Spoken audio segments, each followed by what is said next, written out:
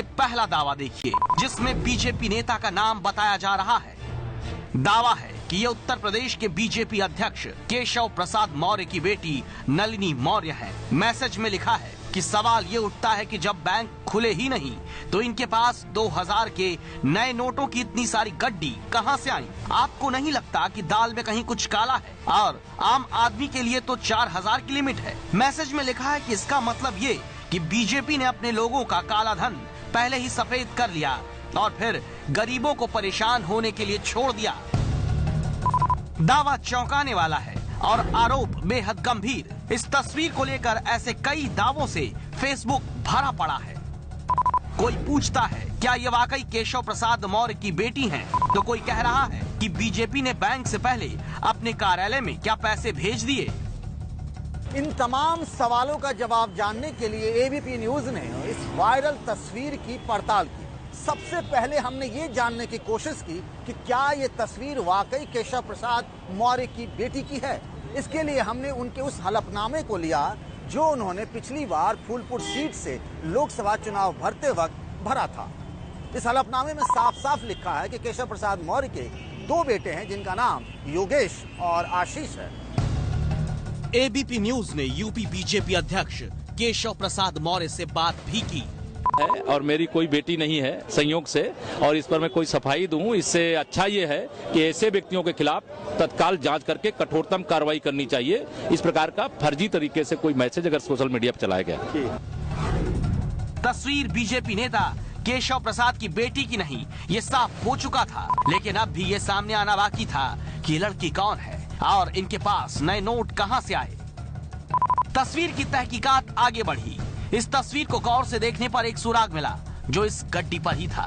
ये देखिए 2000 की इस गड्डी पर जो बेल्ट है उस पर लिखा हुआ है झंडे वाला चेस्ट। इसका क्या मतलब होता है ये जानने के लिए रिजर्व बैंक की आधिकारिक वेबसाइट पर हम पहुंचे। आरबीआई की वेबसाइट के मुताबिक झंडे वालान में 2 बैंकों में उसके चेस्ट हैं, एक्सिस बैंक और बैंक ऑफ इंडिया। ये तस्वीर या तो इनमें से किसी चेस्ट की है या किसी बैंक की जहां ये नोट भेजे गए होंगे। दरअसल चेस्ट वो जगह होती है जहां पर रिजर्व बैंक अपना पैसा रखता है और वहीं से दूसरे बैंकों को नोट सप्लाई किए जाते हैं।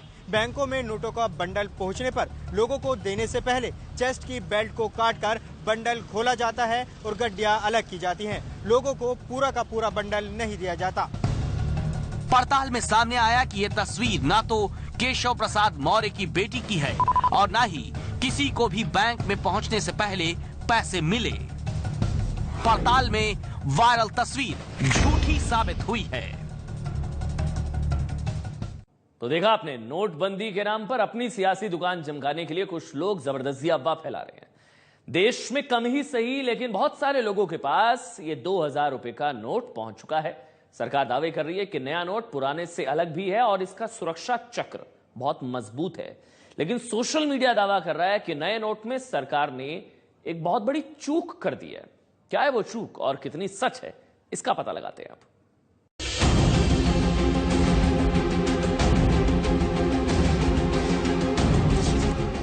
क्या 2000 रुपए के इस नोट में कोई खोट रह गई है?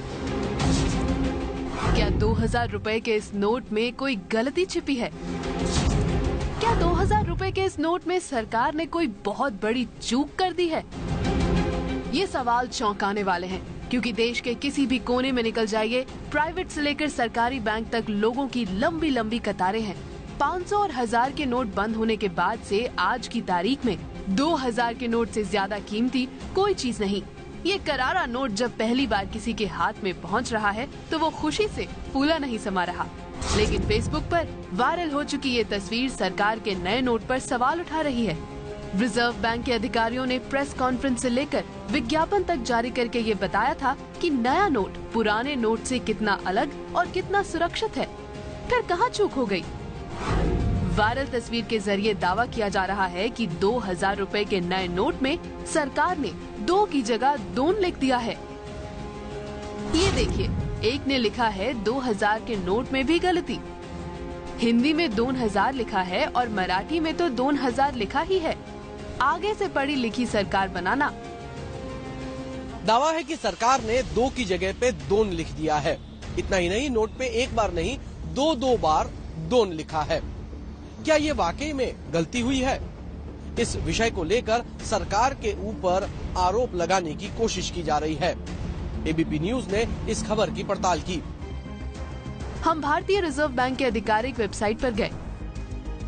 हमने वहां ये जानने की कोशिश की कि रिजर्व बैंक नोट पर किन किन भाषाओं में लिखता है। वहां हमें ये 10 रुपए का नोट मिला, जिसके जरिए ये बताया गया था कि नोट पर कितनी भाषाएं होती हैं। हर नोट के पिछले हिस्से पर 15 भाषाएं होती हैं और इसमें हिंदी नहीं होती। ठीक इसी तरह 2000 के नोट पर भी 15 भाषाओं में 2000 रुपए लिखा गया है।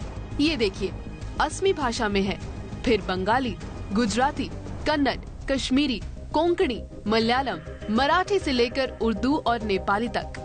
जिस दोन को गलती बताया जा रहा है, दरअसल वो कोंकणी भाषा में दो लिखा हुआ है।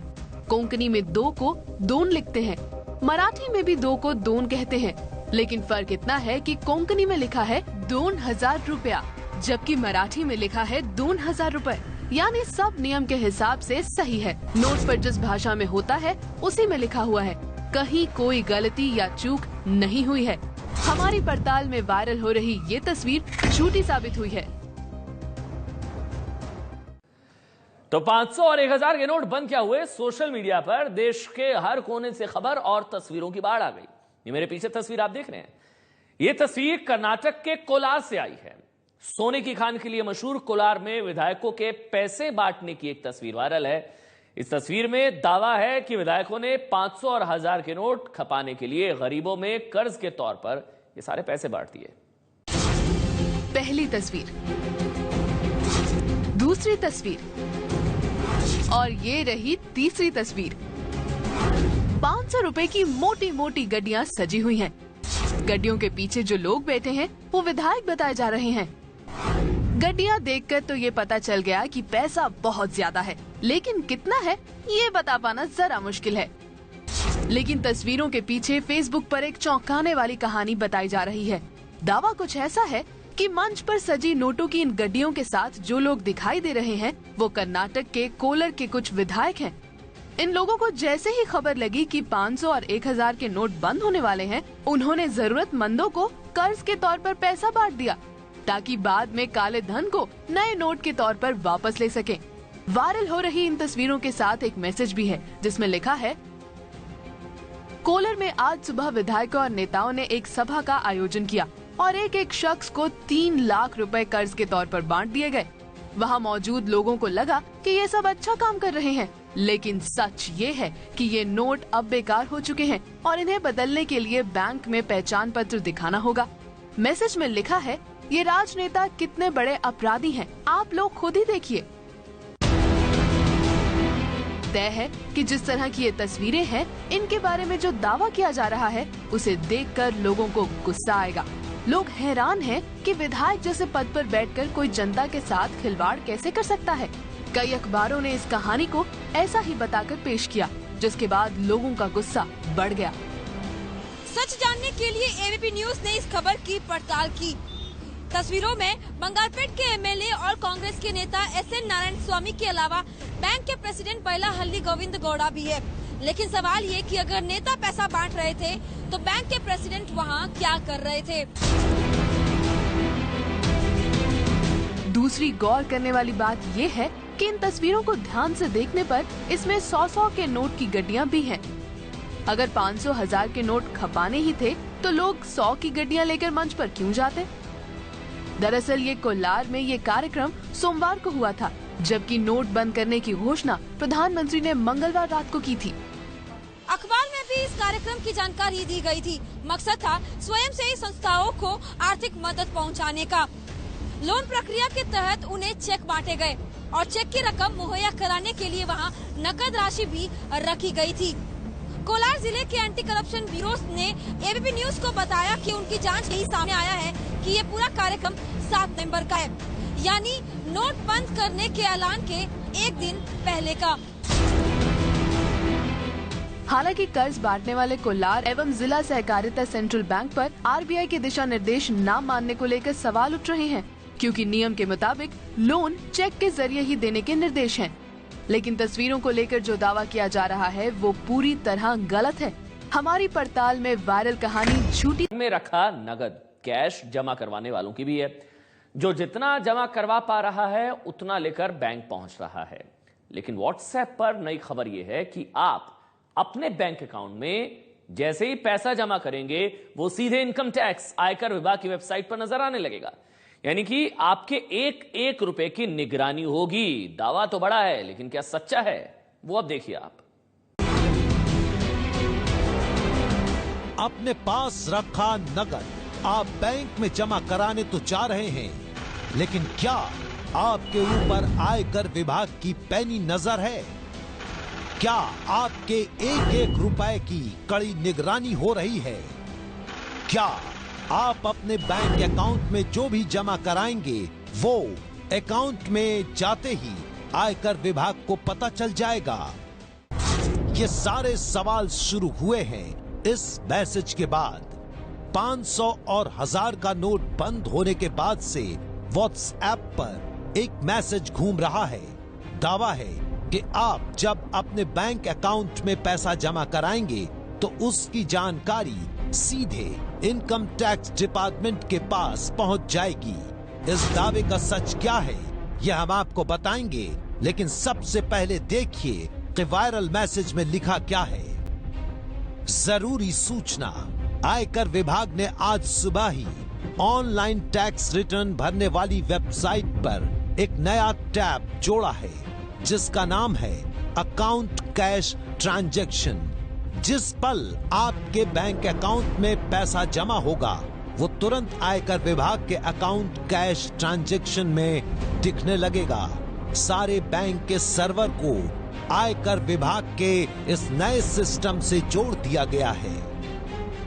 मैसेज को इस तरीके से पेश करने की कोशिश की जा रही है कि पहले ऐसा नहीं था। जब लोग अपना काला धन बैंक में जमा कराने के लिए जाएंगे तो उस समय इनकम टैक्स विभाग ने जानबूझ के एक ऐसी व्यवस्था की है कि जिसकी वजह से काले धन के कुबेर की गर्दन पकड़ी जा सके। लेकिन सवाल ये है कि क्या वाकई ऐसा कुछ हुआ है? ये जानने के लिए हमने मैसेज की पड़ताल की और हम सबसे पहले आयकर विभाग की वेबसाइट पर पहुंचे। हमने अकाउंट कैश ट्रांजैक्शन नाम की विंडो ढूंढने की कोशिश की जिसका दावा मैसेज में है। वेबसाइट में कंप्लायंस वाले टैब को जब क्लिक किया तो वहां सबसे नीचे हमें अकाउंट विद कैश ट्रांजैक्शन वाला ऑप्शन मिला। यानी कि ये दावा तो सही है, लेकिन अब हमें ये जानने की जरूरत थी कि क्या आयकर विभाग ने जानबूझकर ये विंडो खोला है ताकि जो लोग पैसा बैंक में जमा कराने जा रहे हैं उसका हिसाब किताब रखा जा सके। आयकर विभाग के सूत्रों से हमें पता चला है कि इनकम टैक्स की ई फाइलिंग वेबसाइट पर एक नया लिंक जोड़ा गया है जिसमें बड़ी मात्रा में बैंक अकाउंट में जमा किए गए कैश की जानकारी होती है। ये जानकारी पैन आधारित होती है, यानी किसी व्यक्ति के जितने भी बैंक अकाउंट हो उसमें जमा किए गए सभी कैश की जानकारी उसकी ई फाइलिंग अकाउंट में आएगी। क्योंकि हर बैंक अकाउंट में पैन की जानकारी KYC नियमों के तहत देनी जरूरी है। नियम के मुताबिक बैंक को किसी अकाउंट में 10 लाख से ज्यादा कैश जमा होने पर संदिग्ध लेन देन पर रिपोर्ट आयकर विभाग की इंटेलिजेंस एंड क्रिमिनल शाखा को देनी होती है। वहीं से ये रिपोर्ट जरूरत पड़ने पर आयकर विभाग की संबंधित शाखाओं को भेजी जाती है। अभी जो ई फाइलिंग लॉगिन में जानकारी रिफ्लेक्ट हो रही है वो बैंकों की इसी रिपोर्ट के आधार पर है। ये इनकम टैक्स की वेबसाइट है जहां पे उन्होंने डिफरेंट ऑप्शन दिए गए हैं। अगर आप ये जब हम डैशबोर्ड पे जाते हैं तो इस टाइप के ऑप्शंस हैं, और उसमें जब फिर हम कंप्लायंस पार्ट पे जाएंगे तो कंप्लायंस पार्ट में उन्होंने दिखा कि काउंट्स विद कैश ट्रांजैक्शंस। अब अगर कोई कैश ट्रांजैक्शंस होता है तो इसके बाद में ये पोजीशन आ जाती है इनके पास में, उसमें आपने जहां कहीं भी बैंक का ट्रांजैक्शन कैश जमा किया है उनके सारे बैंकों के नाम, आपने अकाउंट नंबर, वो सारी चीजें इसमें आ जाएगी। इसके कारण क्या होगा कि आप अगर ये चाहें कि मैंने मेरे 4 अकाउंट मेंटेन कर रखे हैं, मैंने चारों अकाउंट में कैश जमा करा दिए, तो उसकी रिफ्लेक्शन भी यहाँ आ जाएगी। हालांकि बैंक के सर्वर को सीधे इनकम टैक्स विभाग के सर्वर से जोड़ने का काम जारी है और कुछ दिनों में यह काम पूरा हो जाएगा।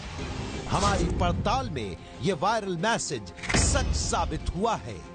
और अब एक और सतर्क कर देने वाली खबर। अभी 500 और 1000 के नोट बंद होने वाली खबर से लोग उबर भी नहीं पाए हैं कि अब एक नई खबर कुछ लोगों की परेशानी बढ़ा रही है। खबर है कि सरकार बैंक लॉकर्स पर नजर रखने वाली है। दावा इस तरह का है कि अब अकेले आप बैंक के लॉकर अपनी चाबी से नहीं खोल पाएंगे, इसके अलावा जो मर्जी अपने लॉकर में रख भी नहीं पाएंगे। क्या वाकई सरकार लॉकर को लेकर कोई नया नियम बनाने वाली है? देखिए।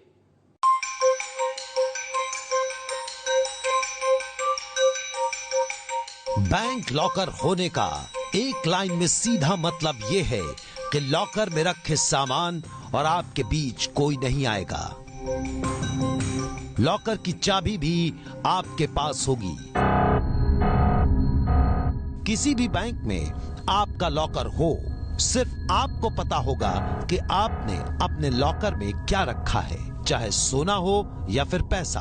बैंक उसकी गिनती नहीं करता और ना ही जिम्मेदारी लेता है। लेकिन 500 और 1000 रुपए के नोट बंद होने के बाद फेसबुक और व्हाट्सएप पर बैंक लॉकर को लेकर एक नया मैसेज घूम रहा है, जो लॉकर में मिलने वाली प्राइवेट सुविधा को भी खत्म करने का दावा कर रहा है। क्यों?